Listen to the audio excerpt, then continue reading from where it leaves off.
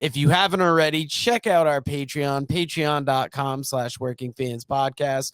We have all our episodes go up there unedited pretty much as soon as they get done. We have classic interviews going up. If you're watching us on YouTube, hit that like button, hit that subscribe button, hit that notification bell so you know when we go live. Tuesday, Joe Hendry won that NXT Championship. I was not necessarily expecting this. I kind of thought Ricky Saints would probably be the front runner, since it seems like Joe Hendry bounces between the main roster and NXT. What do you think of this win? I think it's great for NXT. I like it. I think it's great for Joe Hendry. Actually, just going to pull it up here. I think, I have it. I have a list of people who have been the TNA and NXT champion. Joe Hendry, Trick Williams, Nick Nemeth, Drew McIntyre, Bobby Roode, Samoa Joe.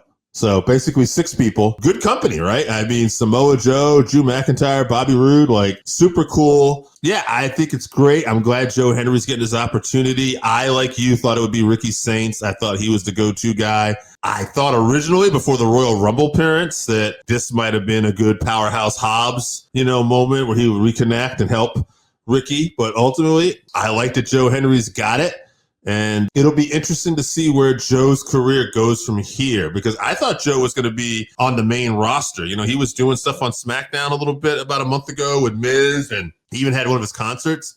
I'm almost wondering if, because they kind of took so much of that star power from NXT that they had, with obviously the Trick Williams, the Obafemi, maybe they were like, okay, we need to leave somebody down here. And this is why Joe Henry's in this spot right now. Yeah, I think once they start developing a lot more of these young guys that they brought in, that it could really help. And maybe that's when you see him go up. I hope it's not like a quick title defense and just a quick hearing gone. I just want to say, it's just going to be a sidebar, but Trick Williams, man, like I'm getting a chance to watch some of his work now on SmackDown, and just some of the lines like he comes up with, like Tricky 2 times, Trick Willie, Mr. Whoop That, right? They got Joe Tessitore calling this stuff. He had this thing about maybe 2 weeks ago, a week ago, Ray Phoenix came up after he cheated to beat Ray Phoenix, and Ray Phoenix went to get his face.